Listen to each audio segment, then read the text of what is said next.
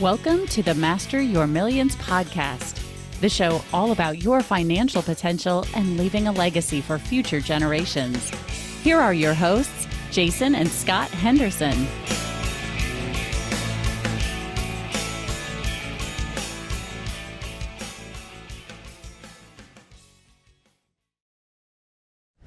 Thank you, Scott. Yes, today we have Scott Krusemark. Now, originally he's from upstate New York, but during his lifetime, he's been all up and down the eastern seaboard for the most part. Currently lives in Ohio. The cool things that I like about Scott, he's been married for nearly 45 years. He has two daughters. And we have kind of a fun background together in the event that he's got a master's degree in electrical engineering, and since I'm a chemist, we get to talk a little bit geeky stuff. But welcome to the show, Scott. Well, thank you. I look forward to discussing things. Good. Now, one of the reasons we have you on the podcast is we actually have a mutual fund, mutual friend in Mr. Woolwind. Him and his wife and his two boys, all four of them have been on the podcast, by the way. Yep. And he tells me you're a pretty interesting guy and you have a lot of interest in real estate. And so I'm looking there at the back behind you, How to Hack Real Estate. Is that a book that you published? No, but I do have two books. Um, they're uh, like stories from my past of how did I get to where I am. So no, How to Hack Real Estate is my coaching business, and as a computer consultant and as a real estate investor, I figured what's the best way to combine them. Interesting. I like that. And so tell me a little bit about how you got into investing in real estate. So, my wife and I together read the Rich Dad Poor Dad book. It's a great book. Love the book. Hmm. It's a why book, not a how book.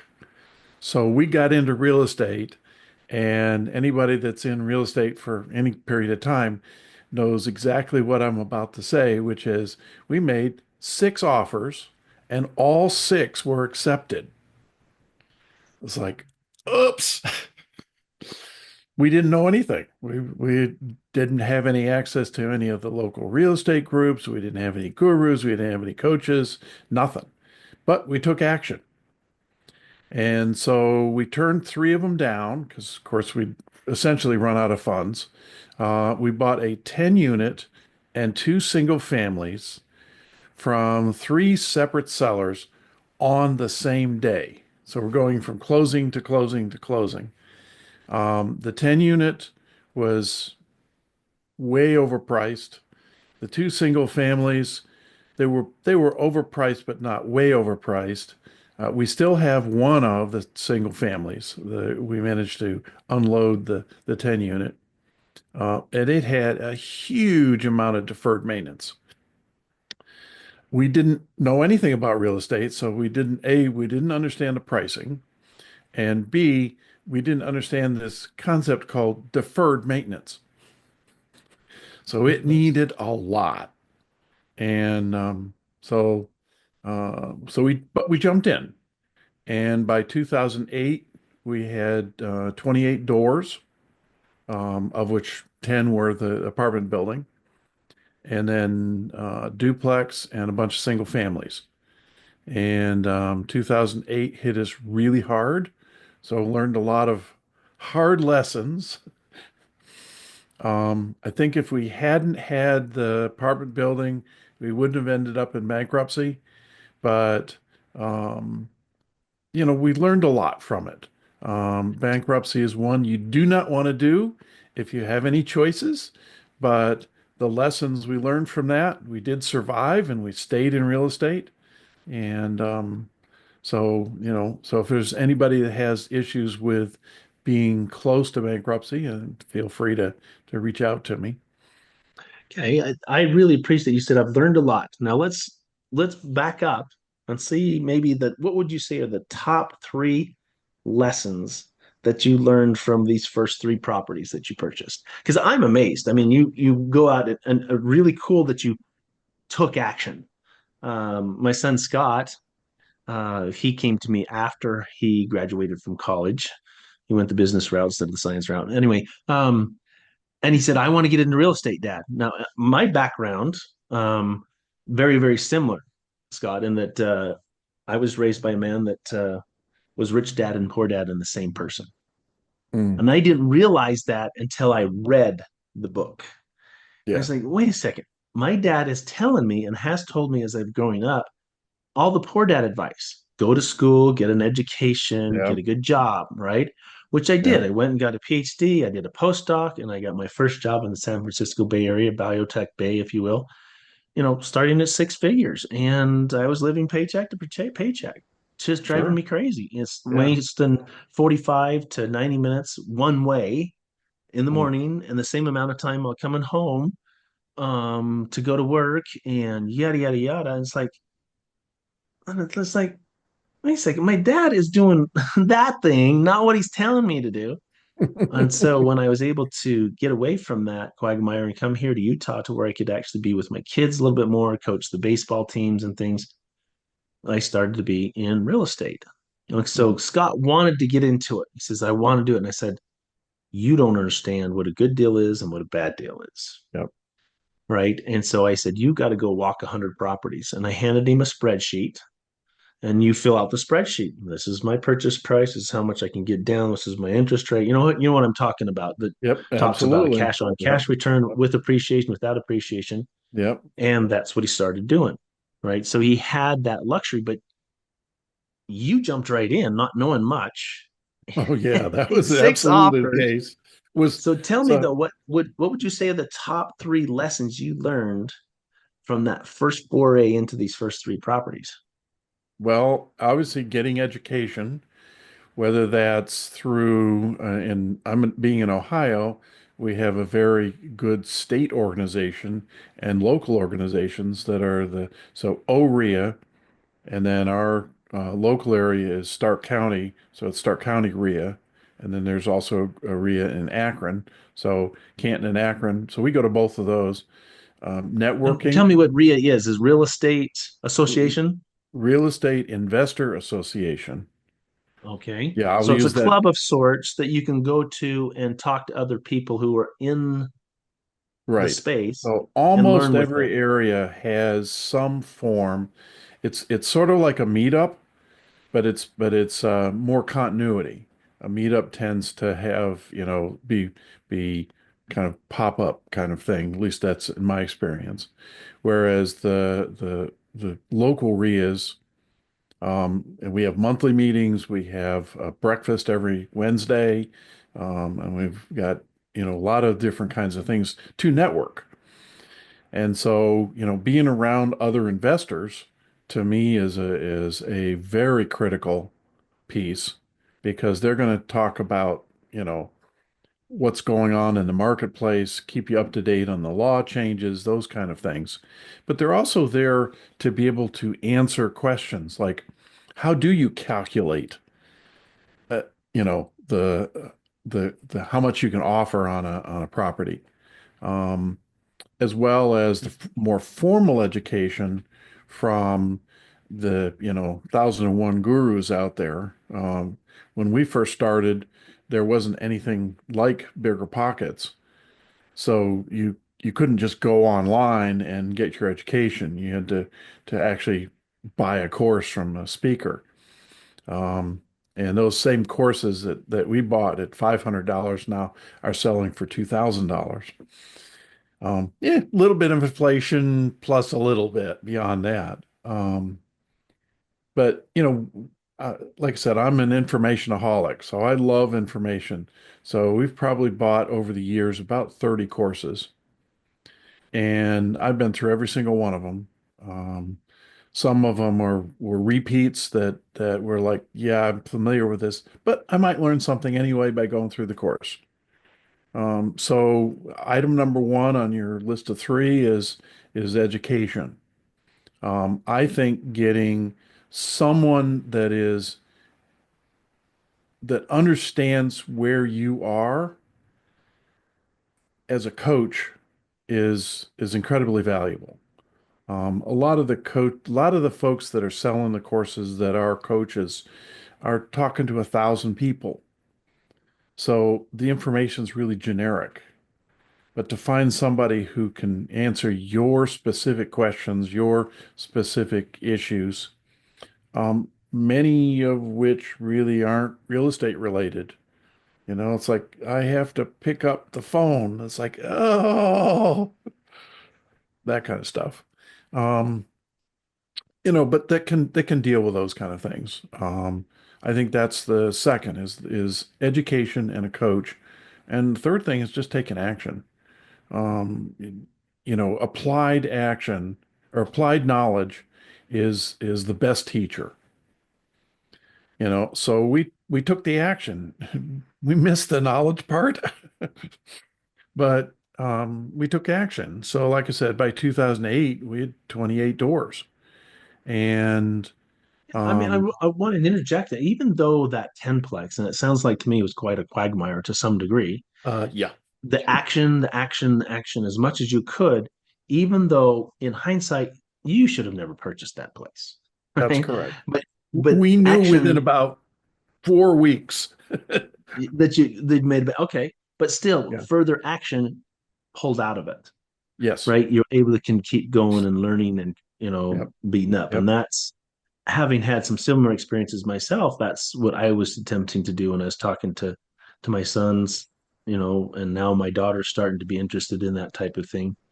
So Hmm. you said a coach, education, and then simply going out and doing it. Yeah. Because Yeah. you did make six offers. Six offers were accepted, but you were not obligated to follow through, right? Right. You said no to three of those. You could have easily said no to all six. So Yes. the fact that you're just giving offers out there in the streets, giving offers is a great thing. That's one thing that you can do is Right. okay. So on our podcast, this podcast, Lifetime, and you'll notice in the outro is that it's all about mastering your millions starts in your mind and with your team. Oh, You want to yeah. make sure they're the best, right? And so your team is very important.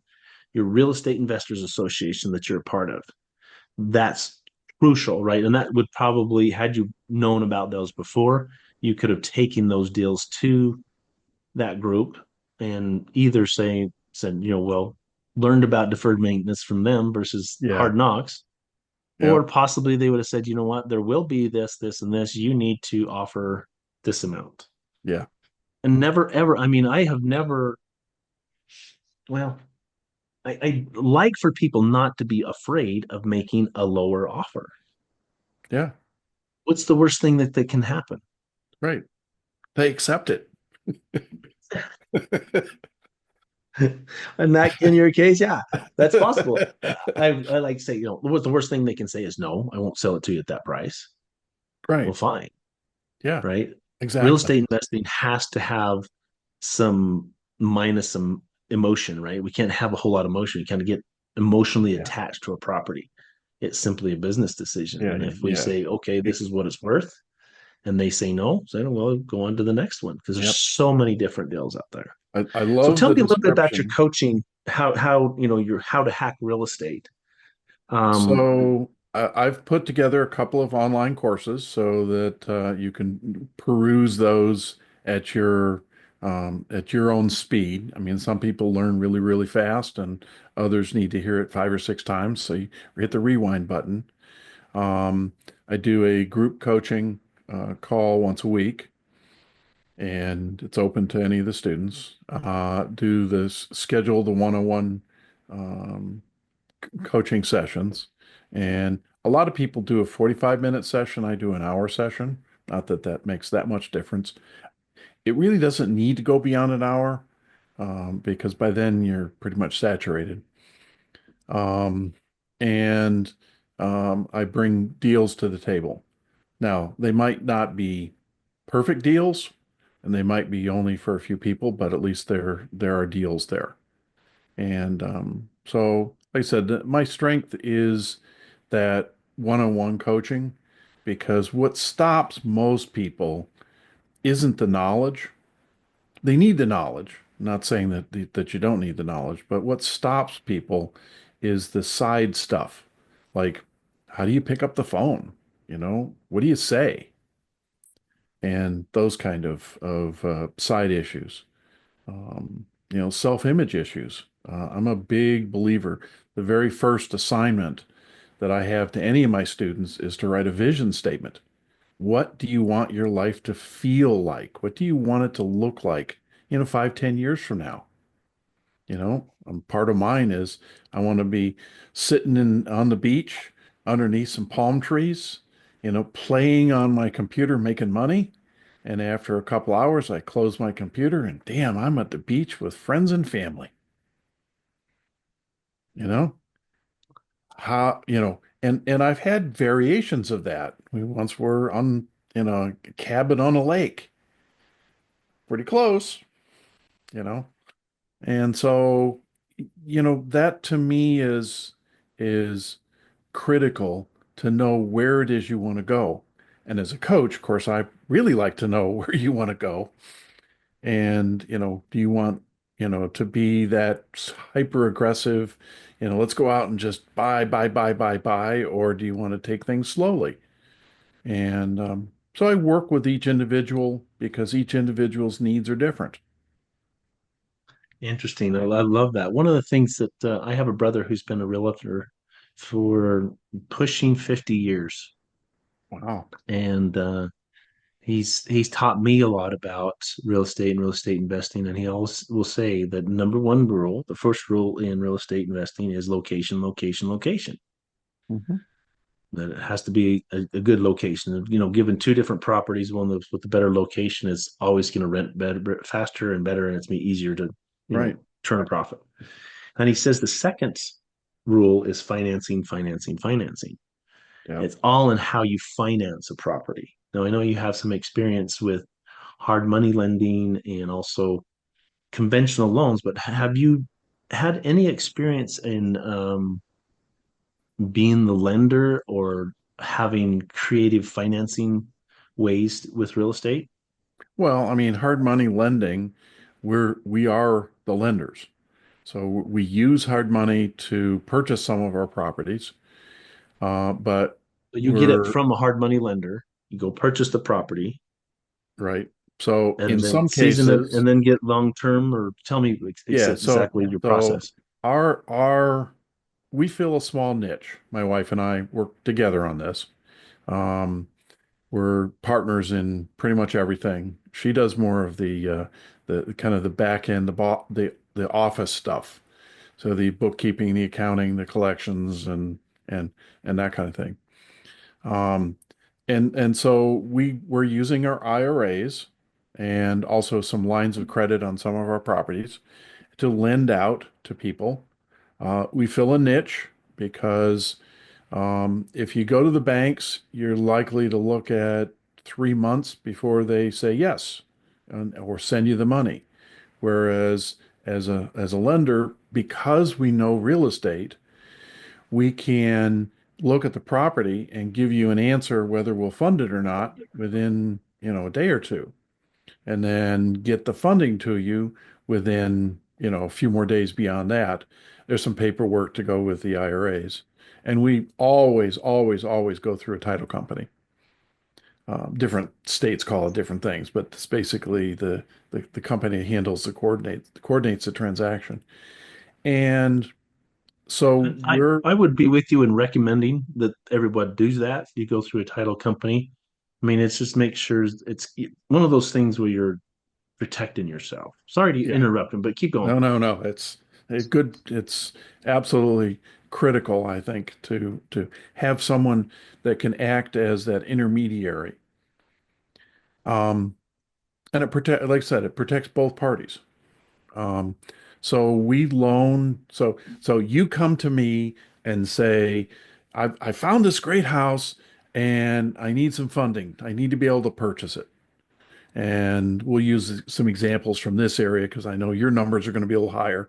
But in this area, it's not uncommon to find a house in that when it's all fixed up, and we call that after repair value, to be 100, 120.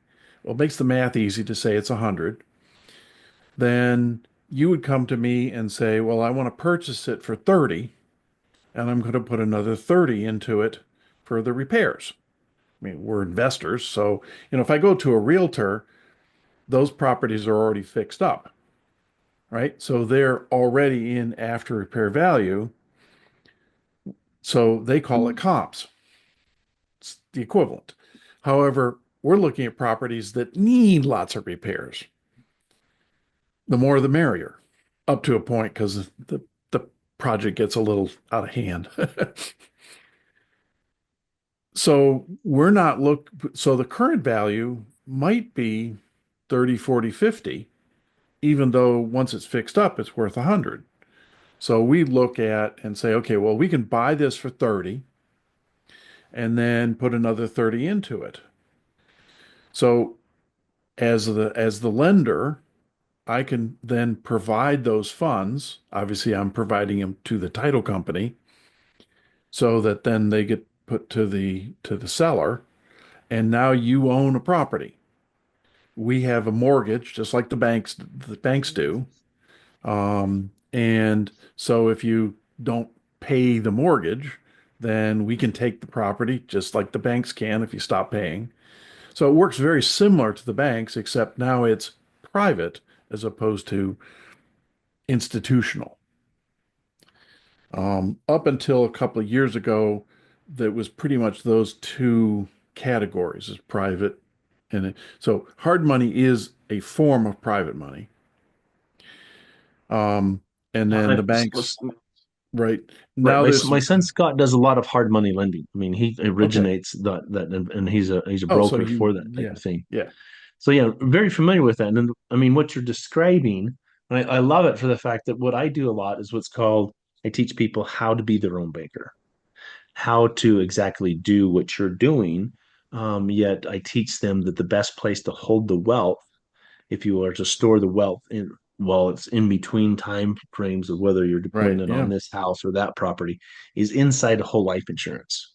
sure, And the reason being is when you take a loan against your policy, let's say you have a policy that's 100,000 in cash value, not right, death benefit, cash value, and you take a loan against that for 50,000.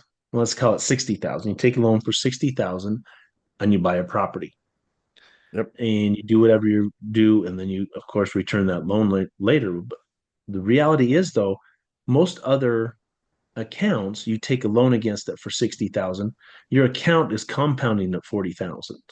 yeah, It's not that way with whole with life the whole, insurance. Your account yeah, is compounding at 100,000 right, while you have access to that 60. And it's really, I mean, HELOCs or lines of credits on properties are very similar because the property can still appreciate. right, Yet this is similar because your policy is still appreciating at the 100,000, the gross amount, and you're not necessarily being subject to a bank that can call the loan, right? sure, It can never be called. You have total control of that. yeah, They can't close down your line of credit. It's actually written in the contract. So I love what you're doing and how you're doing it, and getting people to start to realize, hey, there's other ways around this. There's yeah. other There, ways by oh, with there are education. so many ways to be able to deal with. I mean, the creative financing, you know, you can buy properties subject to the existing loans. So the seller doesn't, we don't close out the seller loan. So, Absolutely. And Eric Woolwin, if you go for this is for the listeners, if you go back and listen, he's one of the early podcasts of Master Your Millions. He tells of a financing thing where a guy wanted I think it's a bulldozer, and he was willing to pay X amount for the bulldozer. And so he goes and finds this property, and there's a bulldozer on the property, and he buys the property to include the bulldozer. He turns around, sells the bulldozer to the guy who needed a bulldozer, and almost pays for the property. It's just fascinating, the oh, some of the yeah. crazy stuff that Eric has pulled off in doing Yep. creative things. And that's one of the things I think the whole message is, how to get in. Some of it is just simply action, like you said. You got to jump in, and learn your way. Find some people to work with you. Find some people to bounce ideas off with. And, you have a coaching program. And so, everybody, we're going to put Scott's contact information in the show notes. You'll be able to find him down below in the show notes, and you'd be able to contact him. I'm assuming, Scott, that someone from Nevada can benefit from your coaching, correct? Yes. Yeah, I because mean, it's online there's and yeah, so there's two levels to this. The first level is just understanding all the terms, and that's going to be universal. I mean, that's Mhm. literally worldwide. You get into some of the restrictive countries that might be a different story, but within the U.S., the concepts. I mean, what is a mortgage? You need to understand that. And then there's the second level is a lot of the laws are at the federal level. Well, obviously those apply everywhere, but then you have some specifics, and those specifics um, are they're understandable. And I work with the individual to deal with those specifics. But so much of real estate um, is generic. It's across the board. right. That's why I said what I said. That I think we do that. So one of the questions we always ask on our guests is we're starting to run out of time here, Scott, is we like to say, all right, what is the next mountain you're going to climb? What is the big goal that you have out there in front of you? And in the same breath, invite you to come back and be a guest on the podcast when you've accomplished this. And we had a guest not so long ago says, he's a speaker and he likes it, and an entertainer. He says, I want to speak to an audience of 100,000 at one time. Sure. And we look straight at him and say, look, you let us know when that's going to happen. And I will travel to be in front seat, front row of that 100,000. I want to be there and celebrate with you. So what would it be? What's that big goal, that big next mountain that you want to throw out there and say, this is something I'd like to accomplish? I've reached a position in my life where I don't want to say that I'm comfortable where I am because I always want to grow. So, um, to help more students, more people expand their growth, their real estate adventures or business adventures. I mean, with my background, it doesn't have to be constrained to real estate. I'm dealing with a lady right now that does a cleaning education business for Airbnbs. So she educates people on how to clean Airbnbs properly. So I'm dealing with her on a business level. So would something like having 200 students in your coaching program, is that something that might be a milestone that you'd put out there? Yeah. I mean, I enjoy talking with folks, and I'm slowing down. So I was working the 50, 60-hour work weeks, and now I'm working the 25 to 30-hour work weeks. But, as a computer consultant, you need 40, 50 hours. And so that's dropped way back to now about 8, 10 hours a week. And so that freed up a lot of time.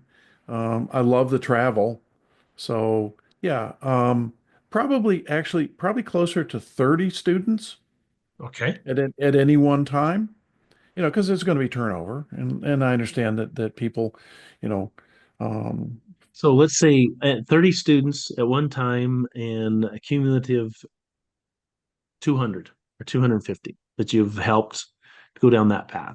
That's I love that. It's concrete and it's out there. And then, like I said, when you hit that, I want you to text me or email me, and we'll have you back on sure. the podcast and have a little bit of celebration of Yeah. that milestone that's happened. I think that's real cool. I really appreciate you being on the podcast today and sharing with some of your knowledge. Is there any final, 1 or 2 minutes that final things you'd like to say? Well, I mean, in terms of the real estate, making offers is the core. Finding financing is critical. Right now, we're in a seller's market, so making offers is a little more challenging. but it's worth making those offers. And like you said earlier, making lowball offers. Um, you need to be, making those offers. That growth is possible. That we get into patterns, and we've done things in our lives that are um, that set patterns into the future, and those patterns can be rewritten no matter how old you are. I love that. Thank you. Thanks for listening to Master Your Millions with Jason and Scott Henderson. Check the show notes for any links or contact information about today's guest. Make sure to follow the show so you don't miss any future episodes.